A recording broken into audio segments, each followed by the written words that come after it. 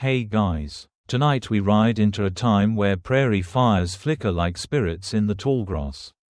And the howl of coyotes mixes with the whistle of steam engines just beginning to claim the west. You're out here, under a moonlit sky stretched tight over miles of open land, where the stars are so clear it's like someone polished the heavens just for you. The air tastes like sage and gunpowder. And somewhere out there, through the dust, through the myth, rides a man named Buffalo Bill. But don't get too cozy. This isn't your average bedtime story. You're about to follow someone who fired bullets at bison by the hundreds, who played both sides of history like a fiddle, and who made millions believe they'd seen the real Wild West without ever stepping off the pavement. Honestly, you probably won't survive this without needing a new definition of truth. So, before you get comfortable, take a moment to like the video and subscribe, but only if you genuinely enjoy what I do here. And tell me in the comments where you're listening from and what time it is. I want to know what part of the world is drifting off with me tonight. Now, dim the lights, maybe turn on a fan for that soft background hum, and let's ease into tonight's journey together. You first meet him before he's a legend, just a restless kid named William Frederick Cody. Born in 1846 in the wilds of Iowa, his family doesn't stay put long. When Will is still just a boy, the Codys head west to Kansas Territory, chasing the same dream every family out here is chasing: land, freedom, and a fresh start before someone else claims it first. Kansas in the 1850s is less a place and more a fever. The territory is ripping itself apart over slavery. They call it Bleeding Kansas. And yeah, there's blood in the creeks and bullets in the dirt. It's a prelude to the Civil War. But for Will, it's just what growing up looks like. You watch him as a wiry kid darting between abolitionist preachers and pro-slavery vigilantes, trying to make sense of it all while dodging musket fire. His father, Isaac Cody, is a man with principles, a vocal opponent of slavery, which isn't exactly a way to win friends in a slave-sympathizing town. One day, Isaac speaks at a public meeting and almost doesn't make it out alive. You see Will watching the crowd turn ugly, hearing threats hiss through clenched teeth, when Isaac is later stabbed in the chest by a pro-slavery neighbor. Young Will rides 20 miles through dangerous country to fetch help. It's not just brave, it's a moment that hardens him, teaches him that survival means action, not tears. Isaac never really recovers. He dies slow, coughing blood and leaving his family with too many debts and too little protection. Will is still a teenager, but now he's the man of the house. You feel that weight settling across his shoulders like a too big saddle. He starts taking odd jobs: teamster, cattle herder, anything that pays and won't get him shot, though honestly, most of it could get him shot. Here's the quirky tidbit you don't expect. Will claims he once worked as a trapper for a man who paid him in land deeds instead of dollars. The land turned out to be underwater. Literally, a future lake swallowed it whole. Welcome to the frontier, where the deals are bad and the jokes write themselves. Historians still argue whether Will Cody really saw all the violence he later described. Some say he exaggerated his youth to fit the myth, while others point to scattered records that hint he was telling the truth, or something close to it. But what matters here isn't just what happened. It's what people believed happened. And by the time Will's story begins to spread, he's already halfway to becoming a symbol. He learns early how to blend courage with charm, grit with theater. There's a story about him entering a buffalo shooting contest as a teen and calmly outgunning a seasoned marksman, earning a week's worth of admiration and probably more than a few exaggerated retellings. Whether it's all true, who knows? But the tale sticks. And that's what matters. The prairie changes you. And not in the gentle, spiritual growth way. It wears you down like wind on stone. Nights are cold, wolves howl too close, and there's always someone looking to take what you've got. But Will, he thrives here. He learns to shoot by watching others. He learns to ride like the wind is chasing him. He learns that being underestimated is a secret weapon. And when people talk about the boy from Kansas, they start using words like fast, fearless, and eventually, buffalo. One of the turning points in his early life comes with the rumors of the Pony Express, a mail service that promises to carry letters from Missouri to California in just 10 days, across nearly 2,000 miles of raw, unforgiving land. You hear whispers that they're hiring, that they need small, wiry boys who can ride hard, shoot fast, and won't cry when arrows start flying. And Will, he fits the mold, barely 15, maybe younger. He lies about his age, of course, and signs up. But that's tomorrow's story. Tonight, you leave him still on the plains, eyes sharp, ears tuned to the coyotes, heart thumping with the rhythm of a country tearing itself in half. He's already survived more than most. And he's just getting started. You're up before the sun, saddle already creaking under your weight, the smell of horses thick in your nose. Somewhere behind you, Kansas is still smoldering, full of angry men and fresh graves. But you're riding fast now, toward something new, toward the job that will launch the legend. Will Cody is still just a kid, but the Pony Express doesn't care. If you can ride and don't mind dying, you're hired. And so you find yourself galloping across hostile ground, crouched low over your mount, leather pouch full of letters strapped tight to your body. You've got wolves behind you, a snowstorm ahead, and at least 90 miles to cover in a single shift. No brakes, just raw, terrifying momentum. The Pony Express doesn't last long, barely 18 months, but while it burns bright. And Will Cody, who signs on at 14 or maybe 15, depending on which version of his life you believe, rides right into the heart of the storm. You hear hooves pounding frozen dirt, the wind screaming in your ears. He swaps horses at lonely outposts, sometimes firing off pistol shots just to let the next station know he's coming in hot. Mainstream history tells us the Express was a logistical nightmare. Relay stations every 10 to 15 miles. Over 400 horses, dozens of riders, and it was expensive, about $5 for a half-ounce letter, which would be like dropping $150 today to send a tweet. But it captured the imagination of the country, and that's where Will thrives, in imagination's glow. He becomes one of the fastest, boldest riders on the trail, at least according to dime novels later written about him. Possibly by him. There's one tale where he rides 322 miles straight through Indian country without rest. That's the equivalent of galloping from San Francisco to LA on Red Bull and sheer nerve. Historians still argue whether it happened or was just good marketing, but no one can deny the kid could ride. Of course, it wasn't all heroic gallops and dramatic cliff edges. Sometimes, Will gets ambushed, sometimes he rides through hailstorms that turn his face raw. And sometimes he's just bored. Imagine riding for 8 hours straight, trying not to fall asleep while coyotes keep pace beside you. There's a strange stillness in those long stretches. You almost forget the world exists beyond the trail. But then there's the thrill. The moment you realize you're the fastest thing on the frontier. No train can outrun you. No telegraph wire can replace you. Not yet. Anyway, for a short, glorious moment, you're the cutting edge of American speed. Will doesn't stay with the Express long. He moves on, like most frontiersmen do, but the experience leaves a mark. He's tasted something, the edge of danger, the joy of being the man everyone's watching. And let's be honest, he likes the spotlight. Still, you can't just be a showman yet. There's too much West left to tame. After the Pony Express, Will signs on with wagon trains and military scouts. He's a teenager playing with fire, literally. In some cases, he helps guard settlers heading west, dodging not just angry wildlife and weather, but also Lakota and Cheyenne war parties who aren't thrilled about white wagons cutting through their land. You see Will learning to read tracks, study smoke on the horizon, understand when silence means something's wrong. He's becoming the scout, the tracker, the prototype for what Buffalo Bill will one day be. And here's the quirky footnote for this stretch of his life. Will once claimed he fought a mountain lion with nothing but a hunting knife. Historians are, let's say, skeptical, but you picture it anyway, him covered in scratches, grinning like it was just another Tuesday.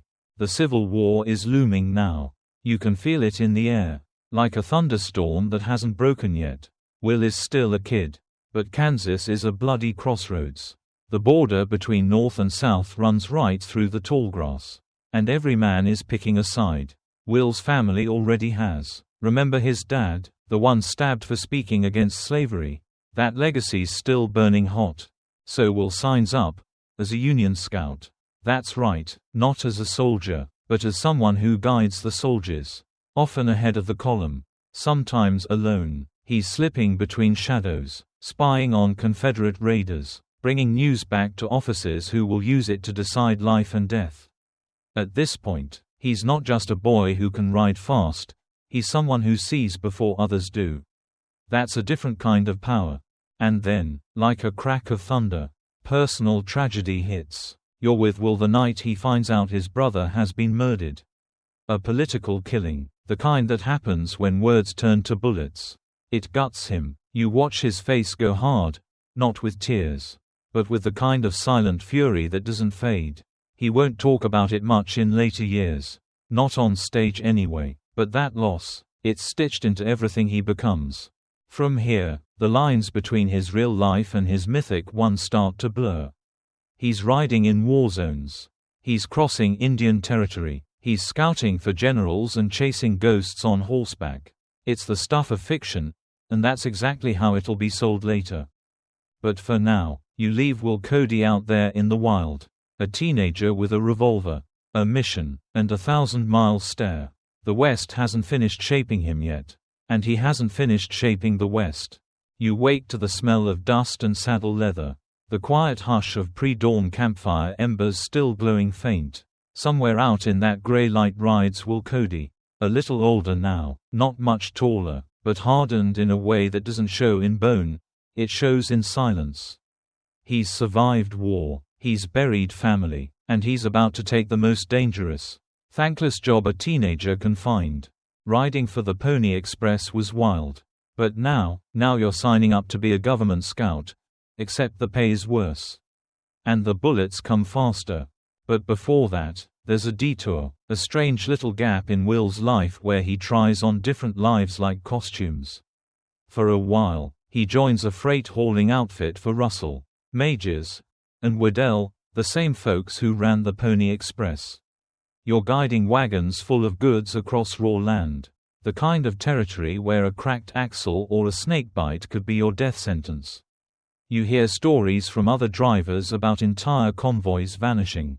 They say it like it's the weather, unavoidable, but not surprising. Here's your quirky tidbit for today. Will once claimed he guided a shipment of freight through an Indian blockade by pretending to be a medicine man. Carried some animal bones in a pouch. Said a few fake prayers. And somehow bluffed his way through. Historians raise an eyebrow at that one. But it sounds exactly like something Buffalo Bill would do. Still, danger's always lurking, and Will never stays in one place long. By the time he's 17, he's back in military service, this time as a scout. You're on horseback again, this time under U.S. Army command. Guiding columns through country you know better than any map. You learn quickly. If you guess wrong, people die. If you pause too long, people die. If you trust the wrong rustle in the grass, people die. The post-Civil War West is a confusing mess. The U.S. is rebuilding and expanding. The railroads are cutting across tribal lands. Treaties are broken like twigs. The Army calls it pacification. The tribes call it invasion. You're in the middle, getting paid to read the land and warn the troops, but every mile feels like you're playing both sides. Will works with some big names. General Sheridan. General Custer. Yeah, that Custer. Historians still argue whether Will ever scouted for Custer before Little Bighorn. Or only afterward when he turned the fallen general into a tragic hero on stage. But either way, your boots are planted on shifting ground. Today's ally could be tomorrow's headline. And the bison, well, they're still running. Not for long, but for now. The herds stretch to the horizon. Will studies them, watches their migration patterns, learns how to track them the way other men track deer. Not because he loves them, but because he's about to make a living hunting them like no man ever has. Still, let's not jump ahead, because right now, you're camped out under the stars, listening to the crackle of a campfire, the whisper of soldiers pretending to sleep.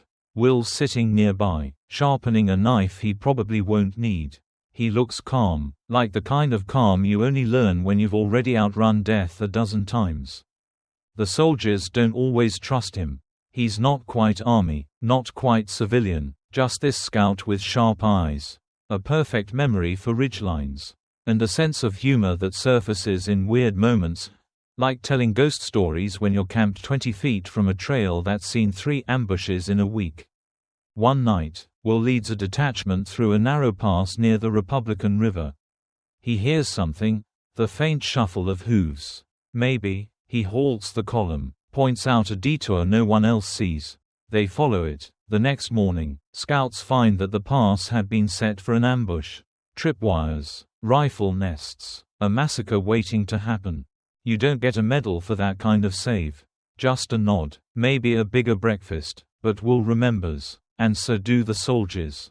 Will's reputation begins to rise, not just as a scout, but as someone who can navigate the psychological terrain of the frontier too. He knows when to push, when to wait, and how to tell a story afterward that makes the danger seem almost entertaining. There's another story, this one backed by at least a few army reports, of Will tracking down a group of horse thieves by examining broken grass, hoof patterns, and one dropped matchstick. He finds them camped 3 miles out, still gloating over their theft. He waits until moonrise, sneaks into their camp, and returns with the stolen horses before they even know they've been watched. When they wake up and realize what happened, they leave a note behind, "Nice work, Cody, next time leave us a few." No one knows if it's a joke or a threat. Maybe both. That's how it goes out here. Respect is grudging. Death is always half an hour ahead. And Will, he's just trying to stay in the saddle long enough to figure out who he is. You're beginning to notice something odd. Will's never the loudest voice in the room. He's the guy you notice after the dust settles. The guy who never brags, but whose stories keep getting told anyway. It's like the myth of Buffalo Bill is starting to shape itself, even before the mustache, before the posters, before the boom of the spotlight. But for now, he's just Will Cody, a scout, a shadow on the horizon, a man whose sense of direction borders on the supernatural. And you're right there with him, watching, listening, learning the ways of the land that's about to vanish. You wake up to the distant rumble of hooves, not from buffalo this time, but from freight wagons, troop trains, and hunting parties. The frontier is changing, and you can feel it in your bones. The wilderness that once stretched forever is now crisscrossed with rail lines and telegraph poles. And Will Cody, well, he's about to ride into the most lucrative, morally slippery chapter of his life. It starts with a rifle and a booming echo that travels farther than anyone expects. You're with him now, crouched low in tall grass, breathing slowly, eyes locked on the dark mound in the distance, a buffalo. Not one, not 10, hundreds. The herd breathes like one massive creature, rippling across the plains in slow, lumbering rhythm. And Will, he lifts his rifle and becomes the man they'll soon call Buffalo Bill. The job is simple, horrifying, but simple. The Kansas Pacific Railroad hires him to feed its workers, men laying track across the open land. Day after backbreaking day, they're hungry, and buffalo meat is free for the taking, assuming you've got good aim and no conscience. Cody delivers, killing over 4.00 buffalo in less than 2 years. That's not a typo. 4,000. The nickname sticks. Buffalo Bill. It's meant to be flattering, rugged, heroic, but you start to feel a tightness in your chest, don't you? Like maybe this isn't a hero's work after all. Historians still argue whether Will enjoyed the killing or just tolerated it. He later claims he was simply providing food for hungry men and clearing the way for progress. But progress, in this case, wears a red coat of extinction. The buffalo herds dwindle fast, too fast, and with them, the world of the Plains tribes collapses. The Lakota call the buffalo Tatanka, Sacred, sustaining, more than meat, it's life itself. And now, it's being slaughtered wholesale to lay steel across ancient trails. You watch Will walk through a field of carcasses. The steam still rising from the bodies.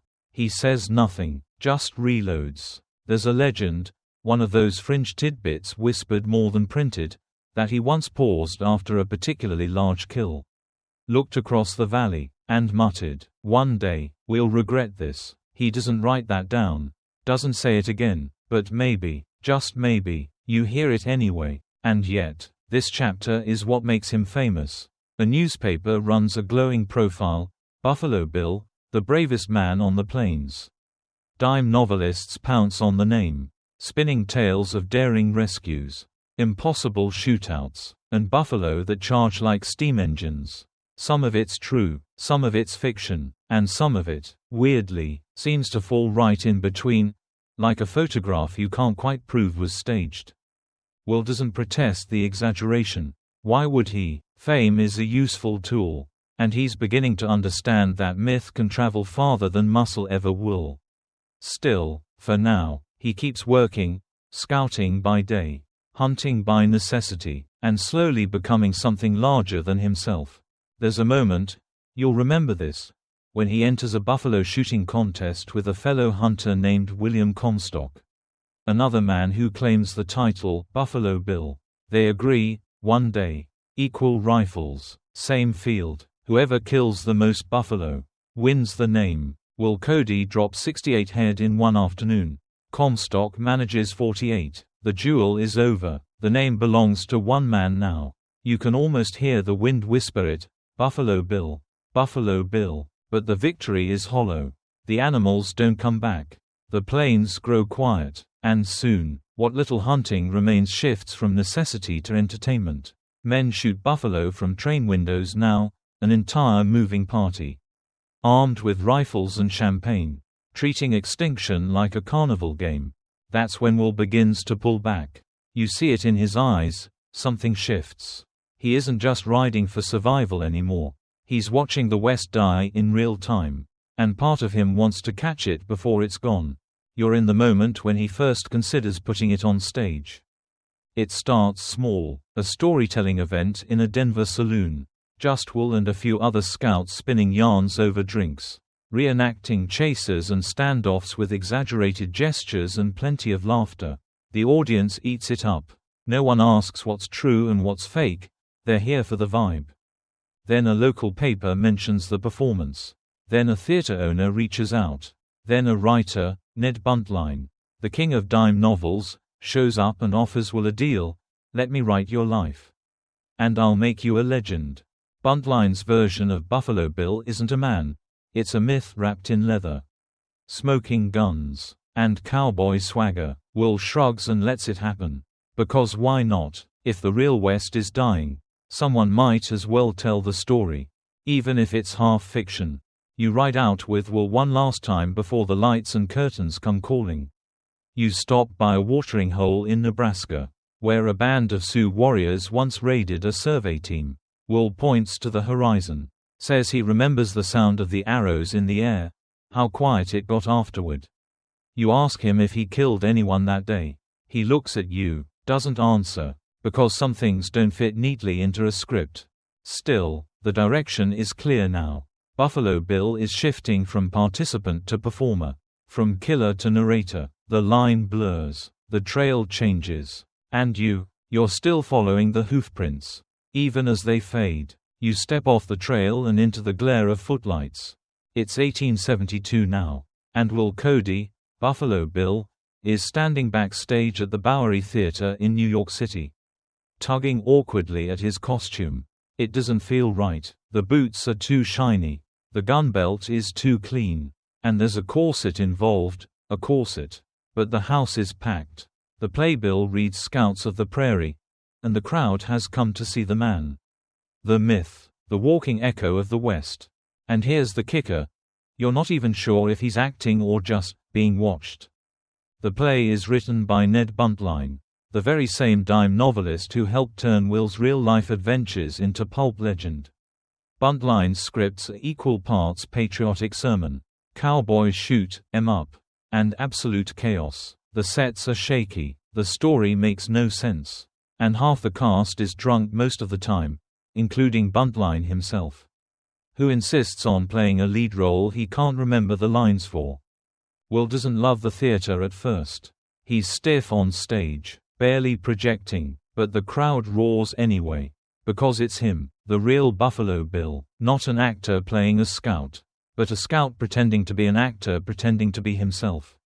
Yeah, it gets weird fast. He's joined by a ragtag ensemble, Wild Bill Hickok, who hates acting so much he fires real bullets into the stage floor when bored, Texas Jack Omohundro, and a few showgirls who've never seen the frontier but learned to ride a horse between matinee and evening shows.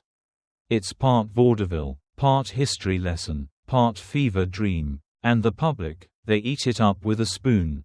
Will realizes something important during this time. People don't just want to hear about the West. They want to see it, smell it, feel the horsehair on the wind and the gunpowder in their nostrils. Even if it's fake, especially if it's fake, historians still argue whether this was the moment the myth of the American West officially overtook the truth. But let's be honest, you've been feeling it coming for a while. Haven't you? Between performances, Will goes back west and keeps scouting, keeps hunting. He can't let it go entirely, but the pull of the stage is strong. And the money, even stronger. 1 month of bad theater pays more than a season of dangerous riding. Quirky tidbit incoming. At one point, the theater tried adding a live bear to one of the scenes. It escaped during intermission, raided a nearby bakery, and had to be bribed back to the dressing room with sponge cake. The bear got a standing ovation. Wild Bill nearly shot it. Meanwhile, Will starts to see something deeper in the audience's eyes. It's not just fascination, it's yearning. These folks back east, they feel like they're missing something. Civilization's moving fast, cities are growing, railroads hum, but the wild, open sky of the West, it's slipping through their fingers. And Will, unintentionally, becomes their window back to it. He doesn't see himself as an actor, more like a translator, a witness. Someone who can stand on stage and say, "I was there," even if he leaves out the messy parts. By 1874, the tour is expanding. They play in Chicago, Boston, even Philadelphia, and while critics roll their eyes at the wooden dialogue and the amateurish delivery, the box office speaks louder. Crowds form around the block. Little boys wear cardboard cowboy hats. Newspapers reprint stories of Buffalo Bill's daring raids. And the best part, he's not just reciting old tales. He's curating a memory. One night, after a performance in St. Louis, Will sits backstage, polishing his boots. You're next to him, watching the way the stage makeup hasn't quite covered the scar on his cheek, the one he got during a real skirmish near Fort Wallace. A stagehand walks by and says, "Good show, Bill, almost real." Will smiles, says, "Closer than you think." There's a growing tension in him though. You see it more now. A restlessness. Because while he's telling the story of the West, the real West is slipping away. Towns are becoming cities. The trails are paved. The tribes are being pushed further and further from their land. You wonder if he feels like a museum exhibit. A talking photograph of something already gone. Still, the show must go on. Eventually, Wild Bill quits the company. He's tired of the fakery, wants to gamble and drink and live the kind of wild life that doesn't need a script. Texas Jack sticks around, brings more structure to the show. And Will starts thinking bigger. If people love the West on stage, what if he brought the actual West to them? Animals, riders, real sharpshooters, campfire smoke and galloping hooves. Not just pretend. An idea starts forming, a seed, one that will grow into something massive. But not yet. For now, you ride the train from city to city, sharing cramped sleeping cars with actors and scouts and stray chickens. You learn how to apply grease paint by candlelight. You help stitch fringe onto jackets that were once worn in actual battles. And every night, you watch Buffalo Bill walk onto the stage and become something more than a man. A symbol. A bridge between two worlds. And every night, The audience stands and claps for the version of the West they want to believe in. Even if it was never quite real. You blink against the sun and realize you're not in a theater anymore. The footlights are gone. The curtain is sky. The applause, wind through grass. You're back out west, only. It's not the same wild sprawl you remember. Towns have names now. Roads have signs. And Will Cody, Buffalo Bill, is done with fake saloon doors and paper backdrops. If the public wants the West, he's going to give it to them. But this time, for real. Well, mostly real. The year is 1883, and Will's standing in a Nebraska field with a piece of chalk, a notebook, and the kind of vision that makes most men laugh. He sketches out what will soon become his most ambitious performance yet, Buffalo Bill's Wild West, a traveling open-air spectacle that doesn't just reenact the frontier. It recreates it. Horses, wagons, rifles, lariats, real Lakota performers, real cowboys, real shooting, real dust. And you're about to see the West packaged, branded, and launched like an American myth missile. Will partners with a man named Nate Salisbury, a theater manager with the organizational skills Will lacks. Salisbury handles logistics. Will handles the vision. They divide the profits. At least, when there are profits. Some nights, the ticket line wraps around the block. Other nights, storms flatten the tents, and you eat cold beans under a tarp. But the show is unlike anything anyone's seen. Forget cramped stages. This is theater measured in acres. The audience sits on wooden bleachers beneath an open sky while riders gallop across the arena at full tilt. You can smell the horses, hear the bullets, feel the thunder of hooves in your ribs. There's a train robbery scene, complete with steam whistle and staged explosion, that makes little kids scream and grown men cheer. There's a Pony Express relay so fast you wonder if the horses are part smoke. And then, of course, there's Bill himself. He rides out last, silhouetted against the setting sun, lifting his hat with a showman's grace that makes you forget, just for a moment, that he once did all this for real. Now it's for memory, for myth, for money. Historians still argue whether Buffalo Bill's Wild West was entertainment, propaganda, or both. Probably both. Will calls it an exhibition rather than a show. He insists it's not theater, it's history. Living history. Never mind the fact that it compresses a century of chaos into a 90-minute thrill ride. Still, it's not just cowboys who ride in the show. One of Will's most daring moves is inviting Lakota performers, actual Native Americans, many of whom once fought against U.S. forces, to appear on tour.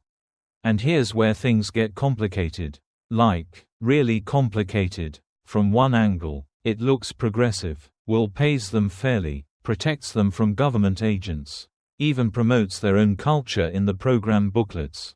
Many performers speak fondly of their time with the show. Some bring their families. One elder tells a reporter, "This is the only place I'm treated like a man."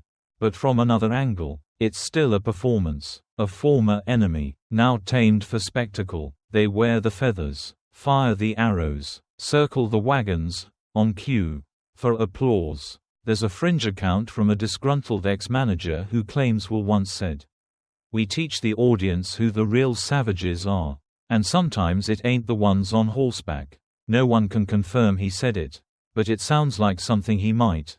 Then there's Sitting Bull. Yes, the Sitting Bull, the Lakota chief who helped defeat Custer at Little Bighorn. In 1885, Will invites him to join the show. Sitting Bull agrees. Though not for the money.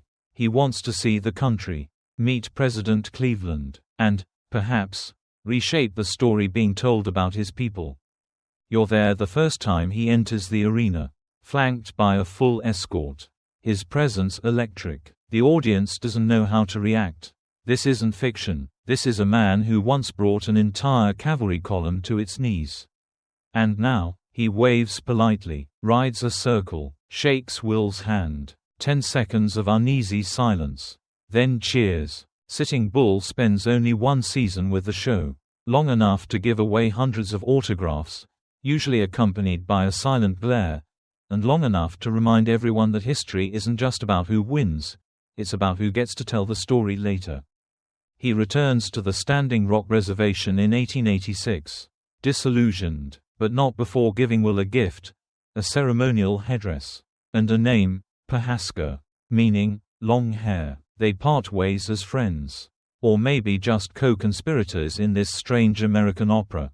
Meanwhile, Will refines the show, adds a foreign section with Cossacks, Turks, and Mexican vaqueros.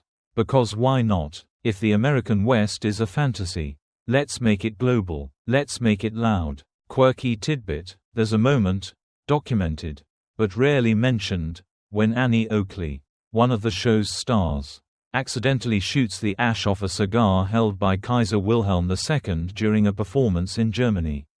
Years later, after World War I, she jokes, "If I'd missed a little lower, we might have saved Europe a whole lot of trouble." The tour is a monster.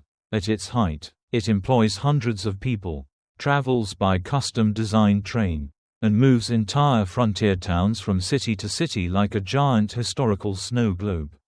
You help build the tents, patch the saddles, hear languages you don't recognize around the cook fires. And every night, the show goes on. Sometimes, you catch Will alone, staring at the stars after the crowd leaves. The prairie wind lifts the canvas flaps. Horses stamp softly in their pens. He lights a cigar, coughs, and says, "Ain't quite the West, but it'll do." You wonder if he still misses it, the real thing. The raw wind, the danger, the silence. Or maybe this is what he wanted all along, to make the West big enough for everyone to carry home in their pocket. Either way, you keep following, because this story's just getting started. You wake to the rumble of iron wheels.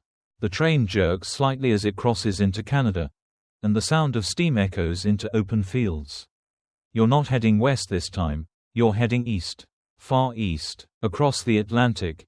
In fact, because Buffalo Bill has just decided the Wild West isn't wild enough unless it conquers the Old World too.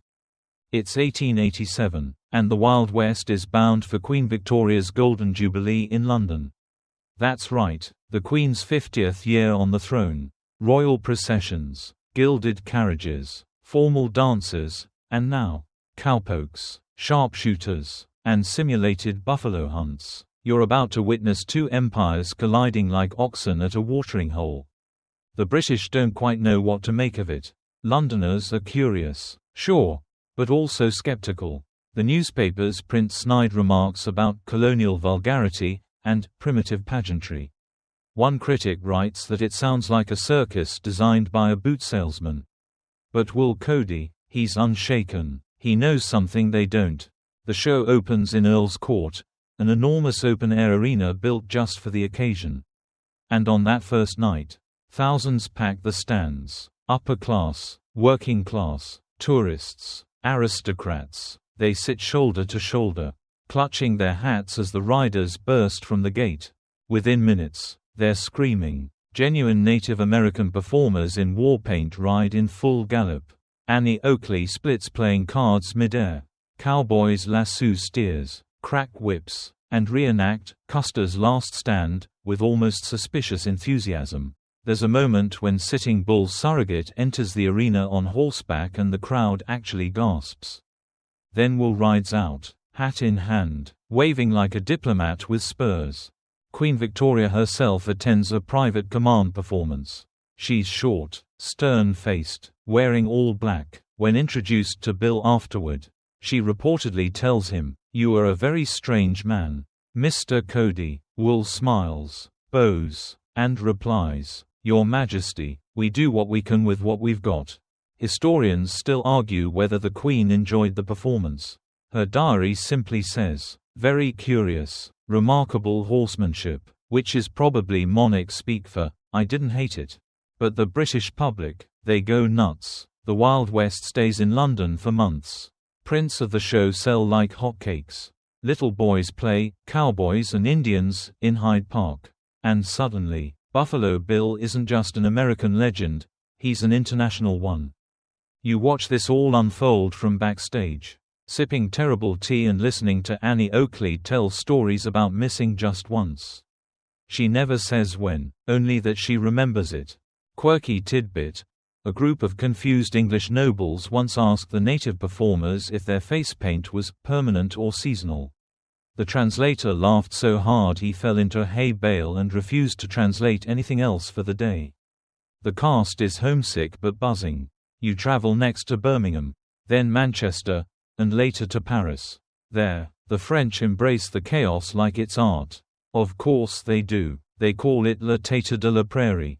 Sounds fancier that way. By 1889, the show returns for the Exposition Universelle, the same World's Fair that unveils the Eiffel Tower. Cody's camp becomes one of the most visited attractions, second only to that giant iron needle in the sky. He even builds a replica Western town, complete with wooden sidewalks, staged gunfights, and a saloon that serves suspiciously watered-down whiskey. And now, as you walk through that tiny mock town, the surreal starts to settle in. The world is looking backward to look forward, while everyone else is showcasing innovation, motors, steel, electricity.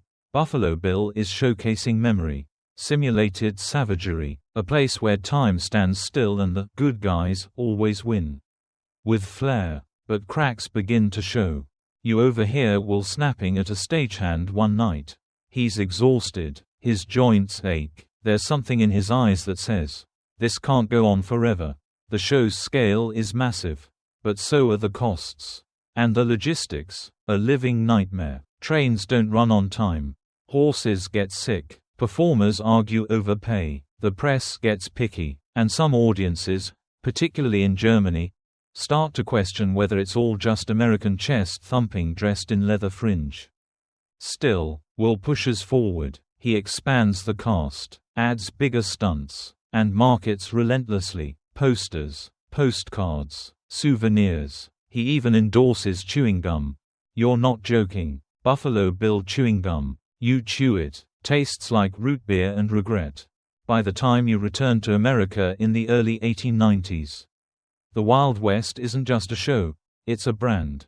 It's appearing on breakfast cereal tins and in stage parodies. It's being copied, mocked, worshipped, and sold. And the West itself, it's changing. The frontier is closing. The census of 1890 declares the American frontier line officially ended. You hear the news in a hotel lobby in Pittsburgh. And you glance at Wool, who's holding a cigar and staring out the window like someone just told him his hometown sank into the ocean. He nods once, quietly, because he knows what it means. The real West is gone. And now, the only one left is his. Buffalo Bill's Wild West, the one that gallops, twirls lassos, and always ends with a hero tipping his hat under a sky that never rains. You sit beside Will on the train ride home. He says nothing for hours. Then, just before dawn, he mutters, "Guess it's up to us now." You ask, "Up to us to do what?" He shrugs, "Keep it alive." The train whistle blows. The show goes on. The clatter of hooves fades into something stranger, silence. You step off the train back in the States expecting cheers, banners, maybe a brass band. Instead, there's dust, dry wind, and an unfamiliar feeling tugging at the edge of your gut. The world's moved on a little while you were gone. It's the early 1890s now. And America isn't the same. Telegraph poles stretch like ribs across empty plains. There's barbed wire where there used to be buffalo. And in some places, you can ride a train all the way through the West without seeing a single unscheduled gunfight. Disappointing, really. Buffalo Bill, though, isn't about to let the story end there. He expands the Wild West even further, turns it into a self-contained universe with spin-offs, imitators, and offshoots. Think of it like the Marvel Cinematic Universe, only with fewer aliens and more dust. He even launches Buffalo Bill's Congress of Rough Riders of the World, featuring performers from every continent who ride, shoot, and stage international cavalry charges that would confuse even the most seasoned history teacher. You see Zulu warriors and German Uhlans charge side by side, chased by Mexican vaqueros and led by a man wearing buckskins and a handlebar mustache. It makes about as much historical sense as a spaghetti taco. But the crowds love it. They scream, they clap, they believe. Backstage, you watch the contradictions pile up like crates on the freight platform. Native American performers talk quietly about reservations and broken treaties. Rough Riders from other nations share stories of uprisings, colonial wars, crumbling empires. A Polish lancer smokes beside a Lakota elder. They don't speak the same language, but both know what it's like to be turned into someone else's symbol. Historians still argue whether this global mashup was meant to inspire peace or just sell more tickets. Will insists it's a celebration of courage and horsemanship across cultures. Others think it's America showing off with a lasso in one hand and a flag in the other. And then, just when it seems like Buffalo Bill is untouchable, trouble. Financial trouble. It turns out running the most elaborate outdoor performance ever attempted costs more than you'd think. Feed for hundreds of animals. Wages for hundreds of staff.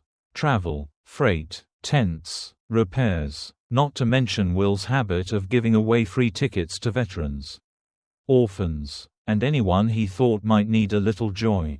The books don't balance. The creditors start circling. Nate Salisbury, Will's longtime business partner, dies in 1902, and with him goes most of the organizational backbone of the whole operation. Will tries to manage it all himself. He's passionate, sure, but let's just say his ledger keeping is about as careful as a buffalo on roller skates. There's a weird moment, kind of a fringe tidbit, where Will tries to invest in a gold mine in Colorado to recoup some losses. The mine yields mostly disappointment and several very angry letters. You never see him angrier than the day he reads a note that simply says, "Struck dirt.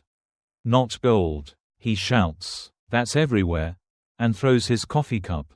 But even with debts rising and shows growing harder to fill, Will keeps the dream alive.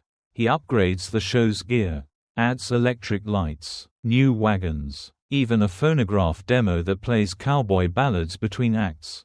It's the Wild West, now with early 20th century tech sprinkled on top like raisins in a biscuit. Not everyone wants raisins, but Will's determined. You start to notice something in his voice during rehearsals. It's fainter now, like a man who knows he's telling stories about a place that stopped existing the moment the railroads cut it open. Still, he steps into the arena, raises his hat, and gives the crowd what they came for. Even when the tents are half full. Even when the horses limp.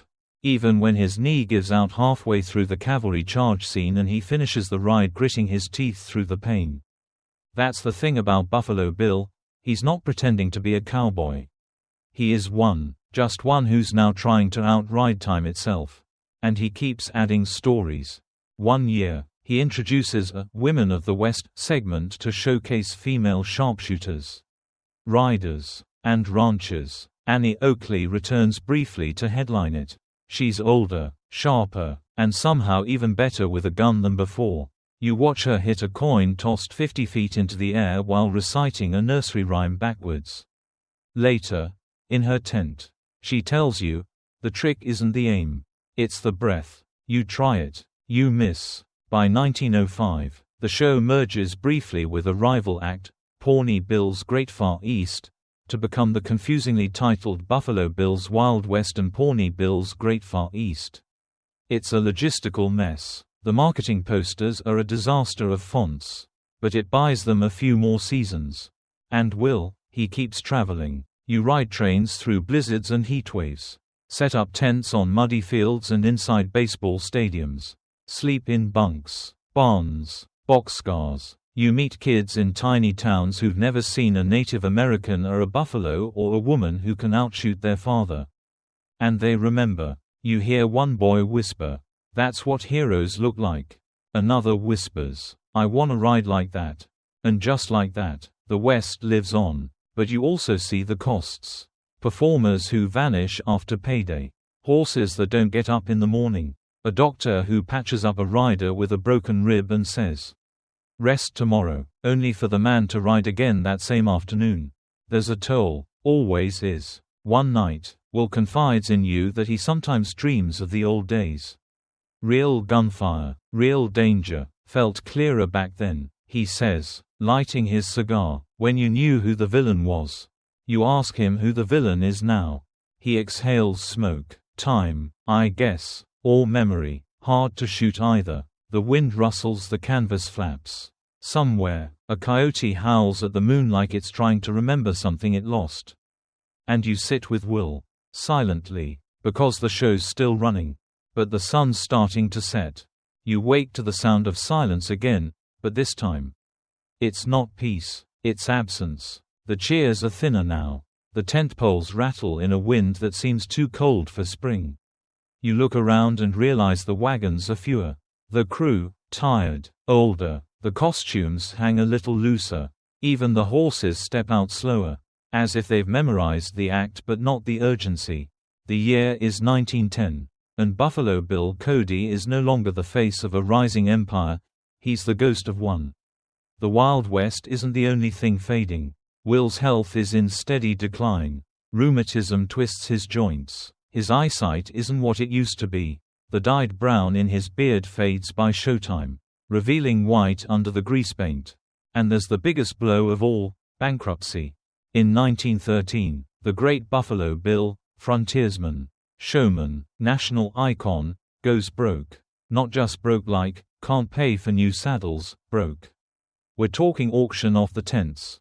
Hand over the rifles. Pawn your watch broke. The U.S. government, which once paid him to scout its borders, now looks at him like a tired salesman overstaying his welcome. Historians still argue whether Cody was swindled, overextended, or just a poor manager of money. He certainly never pinched pennies. He once bought a silver-plated revolver just because it caught the light right during a thunderstorm. Quirky tidbit. In one of the auction lists, there's a detailed entry for 6 buffalo hides, 1 slightly used cannon, and 3 crates of feathered headdresses. You try not to laugh. The cannon had never worked properly. Even so, Cody keeps performing. He partners with other outfits. He appears at county fairs. He rides in parades. It's no longer the grand production it once was. But folks still gather to see him. Not because the show's perfect. Not because the stunts still dazzle. But because he is Buffalo Bill. You walk with him through a dusty Nebraska town one morning. Just before showtime, a little girl hands him a wildflower and calls him Mr. West. He bends, winces, and puts it in his hatband. She'll remember that the rest of her life. So will he. But something's changed now. Will no longer talks about keeping it alive. Instead, he starts telling stories from the past like he's setting them down for the last time. There's a sense that the Wild West isn't something he's selling anymore. It's something he's saying goodbye to. You hear him say to a reporter, "The West was real once. You know, it wasn't just a stage. It bled." The reporter laughs, thinks it's part of the act. But you know better. And then there's his final film appearance, The Indian Wars. Shot in 1914. It's a short silent film that tries to squeeze Cody's entire legacy into 20 minutes of flickering reels and staged battle scenes. He rides. He salutes. He reenacts the signing of peace treaties, despite how little peace there actually was. You watch the footage with him. The screen goes black. He sighs. "I look tired." You nod. "You were tired." He smiles. There's this quiet afternoon in 1916. You're walking with him through Denver. He's wearing his old hat, walking cane in hand, and every few feet, someone stops to tip their hat or ask for a handshake. Even now, people know. But back at the hotel, there's a letter waiting. It's from his daughter Irma. She says the family's worried. He hasn't been eating. The weather's getting colder. She wants him to come rest. He folds the letter once, carefully, and sets it on the table. "I'll go after this one," he says. "One more show." You believe him. You shouldn't. That "one more show" turns into 3, then 6, then a state fair in Kansas that ends with Will coughing blood behind the curtain. You rush to his side. He waves you off, barely able to speak. Finish the finale. He wheezes. You do. The next week, he collapses while saddling a horse. This time, it's different. This time, he doesn't bounce back. You travel with him to Glenwood Springs, Colorado. The hot springs are supposed to help, supposedly good for arthritis, for breathing, for gentle rejuvenation. It's peaceful there, snow on the mountains, pine trees that smell like they're keeping secrets. You both sit on the porch and watch the sun go down for a week straight. He talks less, sleeps more. One night, you hear him mutter in his sleep, "Open the gate, the buffalo are coming." You don't wake him. He dies on January 10, 1917. It's quiet, a breath in, a breath not returned. Just like that, the last of the great Wild West showmen slips away. The country mourns, not just frontier towns and old fans, but presidents, generals, children, veterans. Newspapers run obituaries titled, "The End of an Era." They're not wrong, but it's not quite the end. Not yet. There's one last fight over where to bury him. Will had requested to be laid to rest on Lookout Mountain, overlooking the plains he once roamed. But politicians from Cody, Wyoming, his namesake town, want him buried there. They even threaten legal action. Some conspiracy theorists still believe the body was secretly switched, and the man buried in Colorado isn't really Buffalo Bill at all. Historians still argue, of course they do, but you stand at his gravesite, hat off, hand on heart, and you swear you hear a faint sound in the wind. A gallop, a lasso snap, and just under the hush of the pines, the whisper of applause that never ends. The horses are gone now. The tents folded. The canvas wagons rust quietly behind museum glass. But Buffalo Bill, he's still touring, just in a different form. You step into the new Wild West. It smells like popcorn and flickering nitrate film. The air is thick with projector dust. It's 1917, months after Cody's death, and already his name is back on posters. Only this time they're for motion pictures. You sit down in a darkened theater as a black and white film flickers to life. There he is, Will Cody, riding across a blurry stretch of prairie. Rifle lifted. He's younger in these reels, caught somewhere between the man he was and the image he helped build. The audience gasps and laughs at all the right moments. Kids cheer, old-timers nod slowly, maybe remembering when the dust was real. That's the thing about Buffalo Bill. He's not just a memory, he's a template now. Movie studios scramble to replicate him. Cowboys on the big screen start dressing like him, talking like him. Some even claim they knew him. Tom Mix, William S. Hart, and later, John Wayne, they all carry a little bit of Buffalo Bill in their swagger. A bit of myth in their shadow. And the stories, they get bigger, brighter, less dusty and more polished. Outlaws become misunderstood anti-heroes. Saloon girls become tragic romantics. The gunfights get more choreographed. There's always a clear villain. Always a righteous cowboy who saves the day. Historians still argue whether Cody invented the Western genre or just weaponized it first. But no one denies he laid the tracks. Here's your quirky tidbit.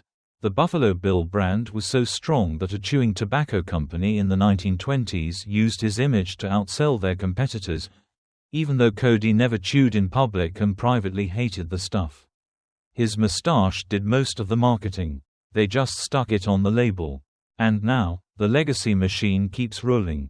Buffalo Bill museums start popping up, one in Cody, Wyoming, another in Golden, Colorado, each claiming to tell the real story. Inside, you see his buckskin coat, that silver-plated revolver, the beaded gloves Sitting Bull gave him. The displays whisper, "This man mattered." You believe them, mostly, but then you notice how different they all are. In one museum, he's the brave scout who saved settlers. In another, he's the shrewd entertainer who told just enough truth to keep things spicy. In some versions, he's a native ally. In others, he's a symbol of colonization, a walking contradiction in leather boots. You ask a curator once, which one is the real Buffalo Bill? She smiles and says, depends who's asking. You travel to parades next. 4th of July, Veterans Day, Founders Day, whatever excuse the town has to dust off a replica rifle and call it patriotism.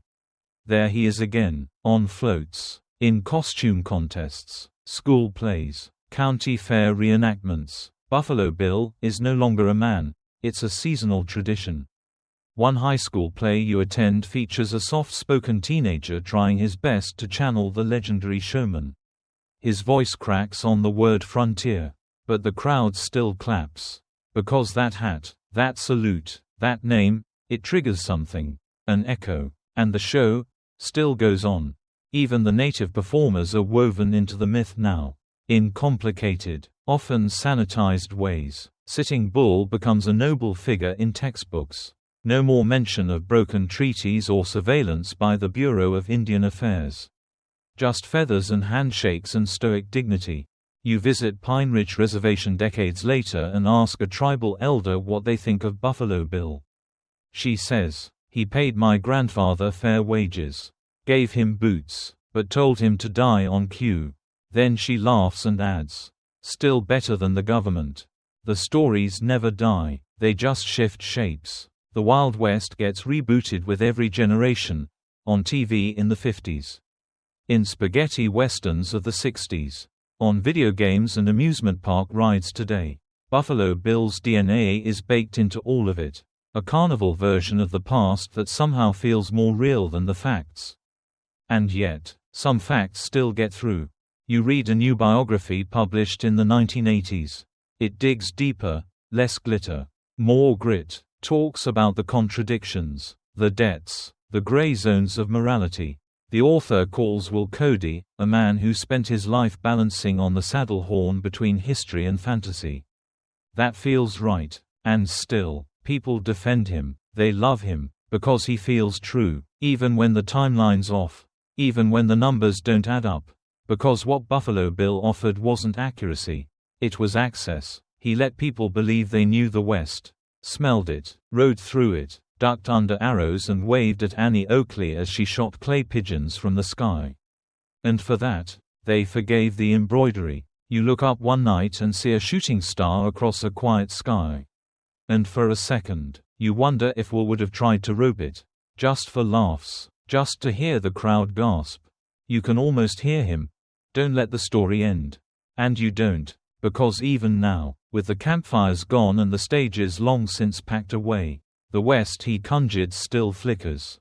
In movies, in memories, and in you. The dust never really settles. Does it? You're back in the present. Sort of. Walking through the ruins of something once called the frontier. There's a highway now where a wagon trail used to wind. A strip mall sits over what was once a buffalo wallow. A Taco Bell parking lot claims to be near the site of a famous skirmish. You squint, try to imagine it, but it's hard to picture bullets flying where a teenager just dropped his Baja Blast. And yet, somehow, Buffalo Bill is still there. Not physically, he's long gone, but in murals, in statues, in roadside plaques that read things like, "Buffalo Bill slept here." He lingers. He's part of the scenery now. A legend so entrenched that people forget he was once just a man with a sore back and a tired horse.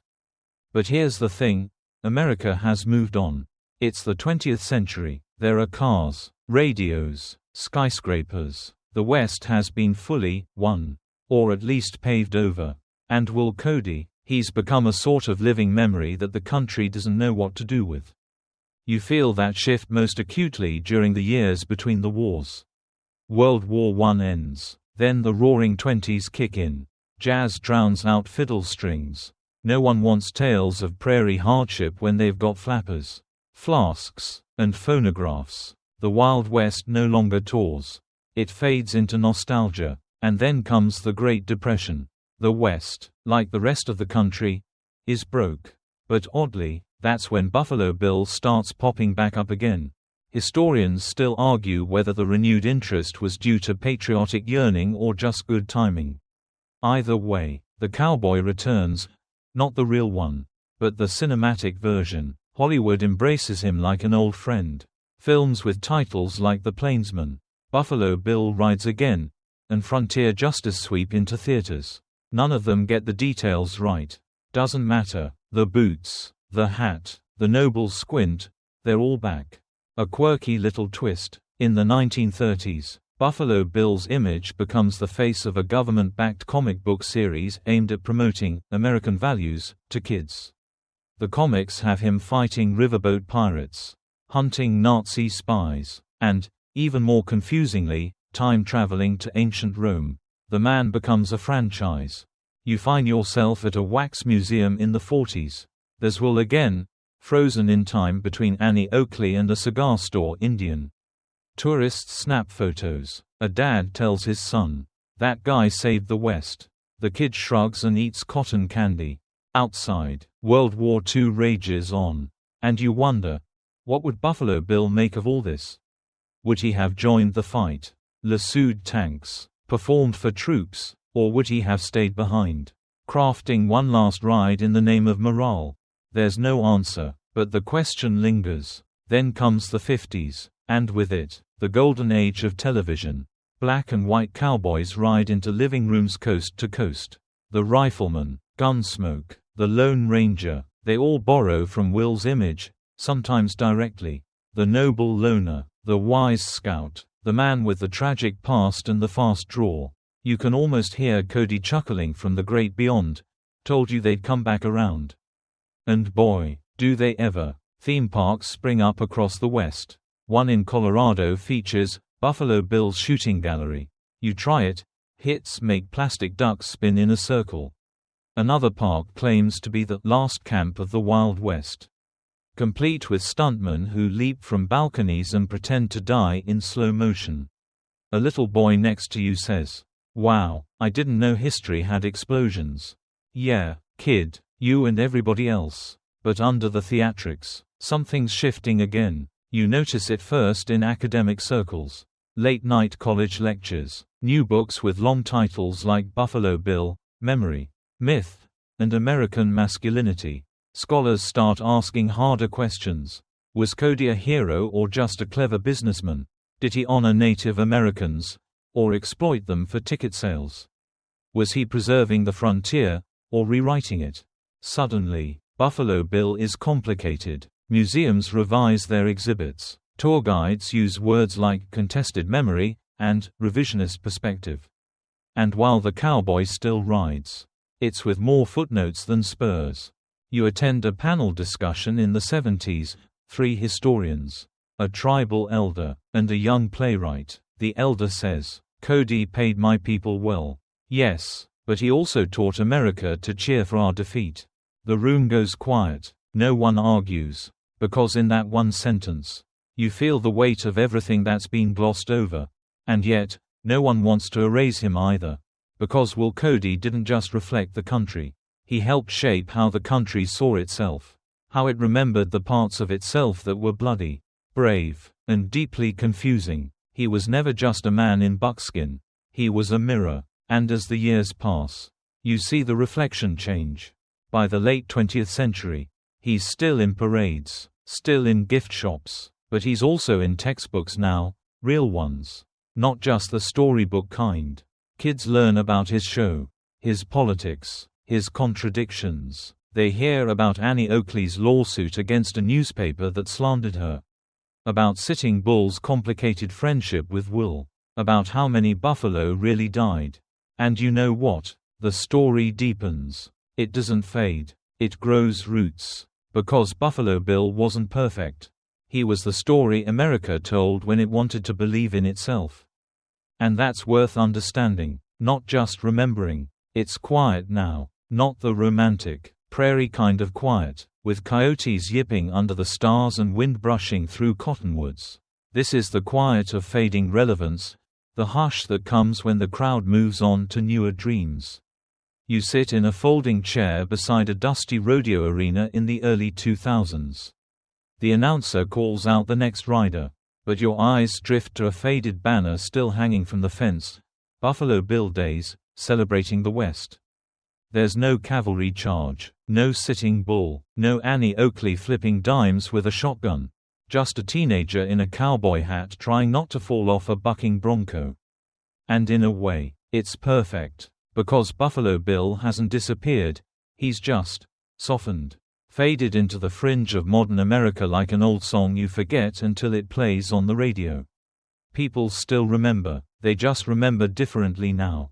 You see it in the way he lives on, not as a man, but as a mascot. Tourist towns sell Buffalo Bill plush dolls with bendable limbs and soft mustaches.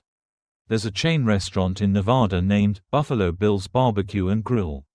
The ribs are decent. The history is light. There's a wax figure of Wool Cody near the restrooms pointing you toward the coleslaw bar. But behind the kitsch, you catch glimpses of something deeper. An old woman with a camera tells her grandson, "My grandpa saw Buffalo Bill in 1909. Said he rode like a bird." The boy nods and goes back to his phone. But the moment still matters. That living thread, the one stretching back through generations, isn't cut. Just thinner. You find Cody again in stranger places. 2. A hipster brewery in Portland names a hoppy pale ale, Pahaska IPA. The label features a cartoon Buffalo Bill riding a jackalope. It wins an award. Somewhere, you imagine Wool raising an eyebrow at being turned into an artisan beverage. But you also know he'd probably toast with it, and try to cut a deal for label royalties. Historians still argue whether this final phase, this mascotification of Cody, is justice or irony. Some say it's fitting, that he sold stories so well he became one. Others feel it's sad, like watching a war hero turned into a carnival prize. But you see it differently, because even now, with his legend reduced to novelty magnets and highway billboards, there's still a kind of reverence beneath it. The same way people still visit Graceland, or wear T-shirts with old jazz legends they've never actually listened to. Memory by osmosis, legacy through cultural residue. And Wool Cody, he'd understand that. He always knew that attention, any attention, was currency. Whether he was riding into a hail of applause or tucked into the sidebar of a TikTok video about top 10 weird Old West guys. He knew how to stay in the conversation. But what about the deeper legacy? That's where the scholars come in. You walk into a university lecture hall, decades removed from the days of saddle saws and shooting contests. A professor stands at the podium beside a slide reading Buffalo Bill, Mythmaking, Marketing, and the Morality of Memory. She talks about Cody not as a man, but as an idea, a living negotiation between history and theater. Buffalo Bill, she says, wasn't lying. He was translating, turning chaos into narrative. But whose story did he tell? You look around at the students, half of them taking notes, half scrolling, and yet, when she plays a short clip from the Wild West film reel, everyone watches. For a few seconds, the room is still, the old black and white footage flickers, and there's Wool again, riding through the dust, lifting his hat, performing, still performing. Quirky detail. There's now an academic journal entirely dedicated to Buffalo Bill studies. Yes, really. One issue includes an essay analyzing the mustache as a symbol of frontier morality. Another discusses how Cody predated modern influences by more than a century. You almost laugh, until you realize they're not wrong. He branded himself before branding was a word. He monetized his life before Instagram dreamed of it. He crafted a persona that lived longer than the man himself. And yet, as the decades stretch on, you start to wonder, does anyone really know him? The real Wool Cody, the kid who raced for the Pony Express. The man who buried his brother, who slaughtered thousands of buffalo then rode with Lakota elders on stage. Where is he in all this? There's no easy answer, but maybe that's the point. Maybe the legend was always meant to be a prism. You hold it up to the light, and each person sees something different. A hero, a fraud, a businessman, a boy who rode fast enough to outrun his own reflection. You walk outside the university that night into cold air. The stars are out, fainter now than they were in the old days. City lights blur the edges, but you find one or two still bright. You imagine Wool looking up at them, somewhere far back in time. Hands call used, boots scuffed, wondering what comes next. The West, gone. The applause, faded. But the story, still riding. The wind rolls in again, same as it always does on the plains. You're walking the high ridge just above Lookout Mountain now. boots crunching in the gravel path near Buffalo Bill's final resting place.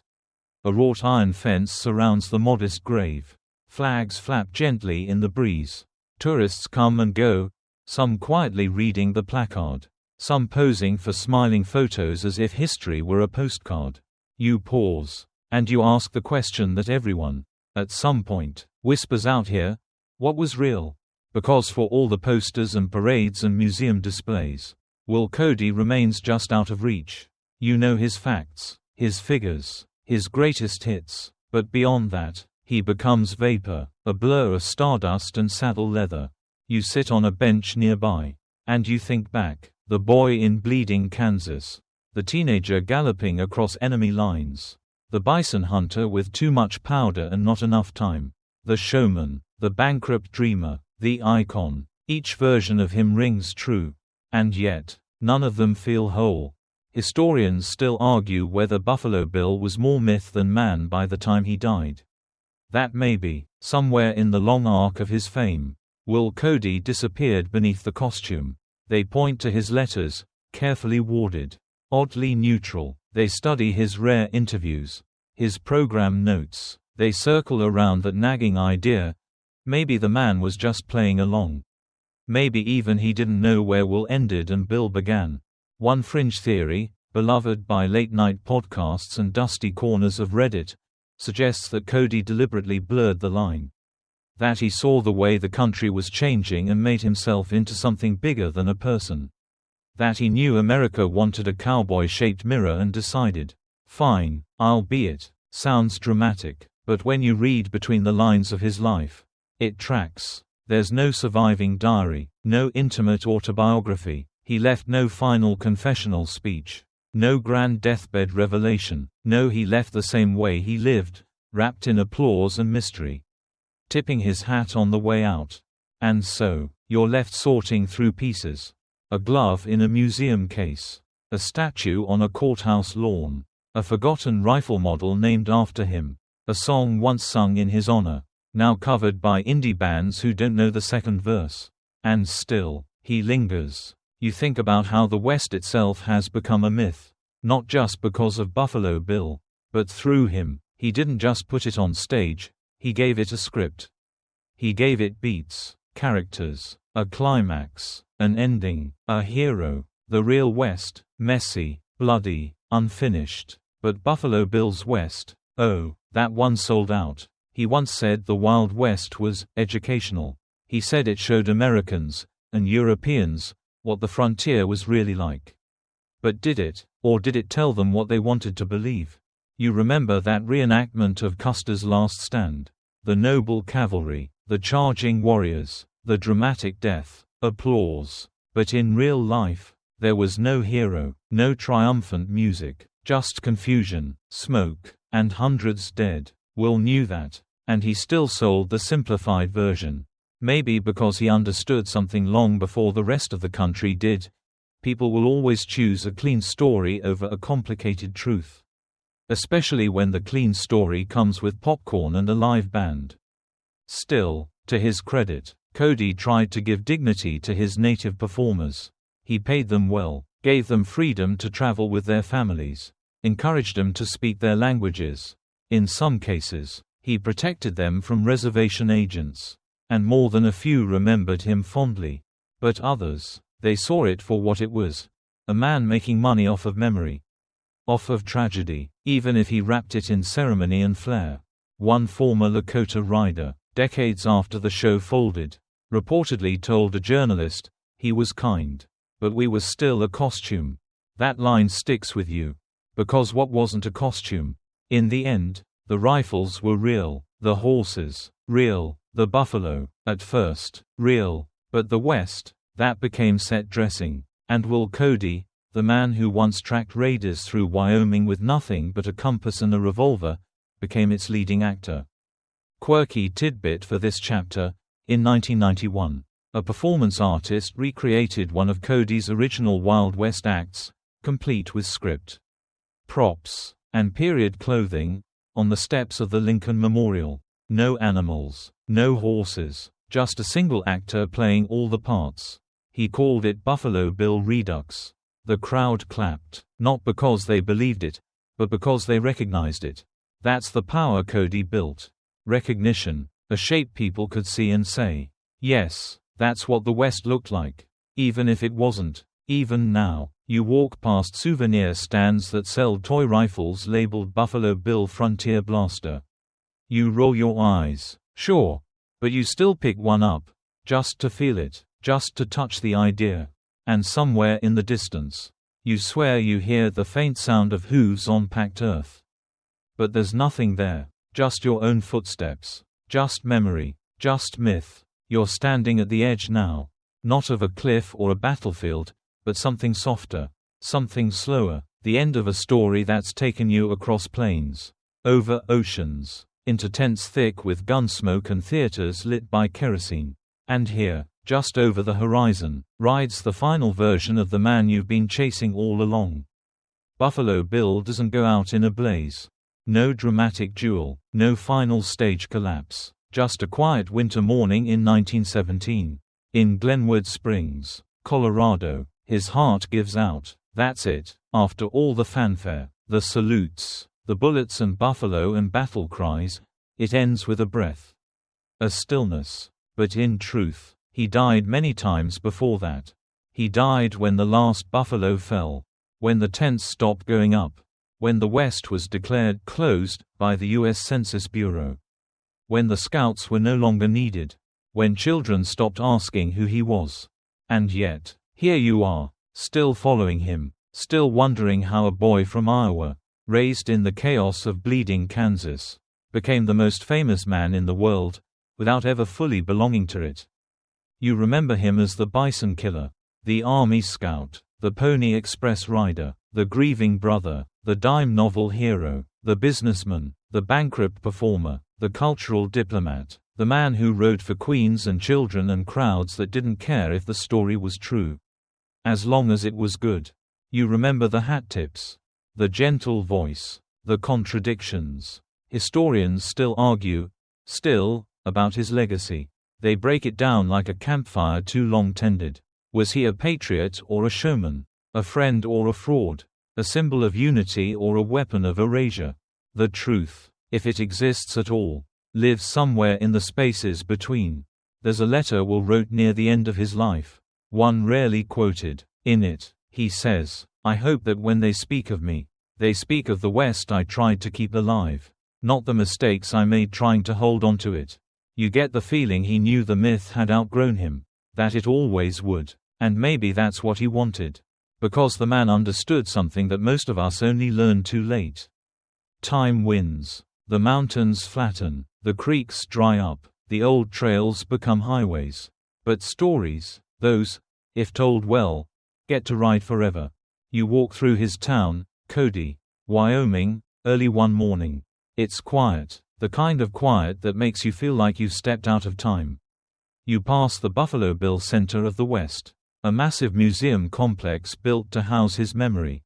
Inside are rifles, letters, wax figures, photos, films, facts, an entire cathedral built to hold his legend steady.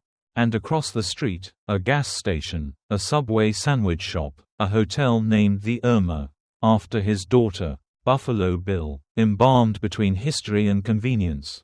You pause under a statue of him, hat raised, gaze fixed westward, horse frozen mid-stride. A child runs by and tugs her father's sleeve. Who's that? The dad squints. Cowboy, he says, famous one. Close enough. You hear echoes in the wind. You've heard them before. The speech that opened the show.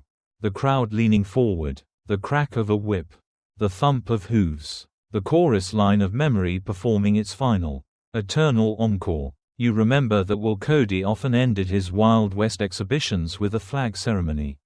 Troopers from every nation he toured with, Mexican vaqueros, Lakota riders, German Uhlans, Cossacks, all raising their flags one by one. He'd ride out last, holding the American flag, solemn and slow, a symbol, not just of patriotism, but of unity, at least the version of it he believed in. One night, after such a show, a British reporter asked, "Do you really believe the West you show still exists?" Cody, tired and sweating, replied, "No, but I believe it should have." That line stays with you. Because maybe that's the root of the entire legacy. He didn't preserve the truth. He preserved the longing for open land, for simpler rights and wrongs, for a world where a man could outrun his past on horseback and where redemption was always a ride away. Even if it never really was. And now, as this journey winds down, you realize the story wasn't just about Buffalo Bill. It was about you, too. You, watching from the bleachers. You, chasing the truth through smoke and glitter. You, trying to make sense of a legend that never quite fit into a neat saddlebag. He didn't invent the West. He invented the memory of it.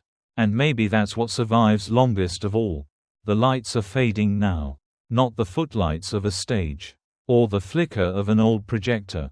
But something quieter, the slow dimming of a story that's been burning in the collective mind for over a century. You're not on the trail anymore. You're home, wherever that is. Maybe you've never touched a horse. Maybe you've never fired a gun or slept under the stars or felt the weight of silence before sunrise on a cold prairie morning. But you've ridden this far with Buffalo Bill. And somehow, the dust he kicked up still clings to your boots. Because the truth is, even though the man died in 1917, even though the show folded, the horses retired, and the West itself was long since fenced in and settled, Buffalo Bill never really left. He's there in every roadside attraction with a fiberglass cowboy. In every movie where the sheriff stares into the desert, unsure what kind of justice he's about to serve. He's in every little boy who picks up a toy rifle and imagines a world where good always triumphs. And every little girl who sees Annie Oakley hit the mark and thinks, "So can I." He lives in the gap between truth and performance. And that's the thing, the most human thing, because maybe all of us, on some level, are performing, building little myths of ourselves, telling stories that help us make sense of where we came from, who we are, what we believe in. Cody just did it louder, flashier, with bison and bugles and a horse that never missed its cue. Historians still argue about his legacy. They always will. You imagine them in smoky conference halls, shuffling papers, raising eyebrows. Did he distort the past or preserve it? Did he empower native performers or repackage them for white audiences? Did he invent the Western hero or just wear its skin for a while? The answer, of course, is yes, to all of it. He was part contradiction, part showman, part truth-teller, part salesman. He was never just the man. And that, strangely, is why he endures. You walk one last trail up Lookout Mountain. Just you and the wind. There's no crowd, no trumpets, just the quiet crunch of your steps and the sense that someone, maybe him, is walking beside you. A little behind, just out of sight, at the top, there's his grave, still surrounded by that iron fence, still covered in coins, flags, a pair of plastic toy pistols someone's kid must have left behind. A man-made monument on stolen land, holding a man who held so many versions of himself. You stand there, not with certainty, but with something better, curiosity, and respect, not for the perfect hero, he was never that, but for the flawed one who tried, again and again, to hold the story together, to give people something to believe in, even when it was slipping away. And maybe, just maybe, to remind us that the truth doesn't always need to wear boots to walk with you. You take one last breath of that thin mountain air. The sky opens wide, the wind rustles the pine needles. And you listen, not for gunfire, not for applause, but for a whisper. Don't let the story die. And you won't, because it's yours now, too. So, as we pull off the trail tonight and tuck away the maps and the myths, take a moment to let the dust settle in your mind. You've ridden through decades of shifting truths, of blurred lines between history and storytelling. The hooves are quiet now, the audience gone home, but the legend still breathes in the quiet. Maybe you're lying in bed now, the weight of blankets over you like a saddle blanket on a long day's ride. Maybe there's a ceiling fan above, circling slow like prairie wind, or a cat curled up beside you like a campfire companion. Wherever you are, City, country, desert, coast, you just walked beside a man who built a mirror out of stories. A reflection of what we wished the West had been. And that mirror, it's still here, polished every generation, passed down not just in books or exhibits, but in the little moments, when a kid wears a cowboy hat to school, when an old Western movie plays in the background, when someone hums a tune about the plains. So rest now. Let the image fade, slow and easy, like lantern light in a drifting tent. Let the past fold itself into your breath, gentle and unhurried. And when you dream tonight, may it be under wide skies and soft winds. Buffalo Bill rides on, not in the dust behind him, but in the quiet ahead.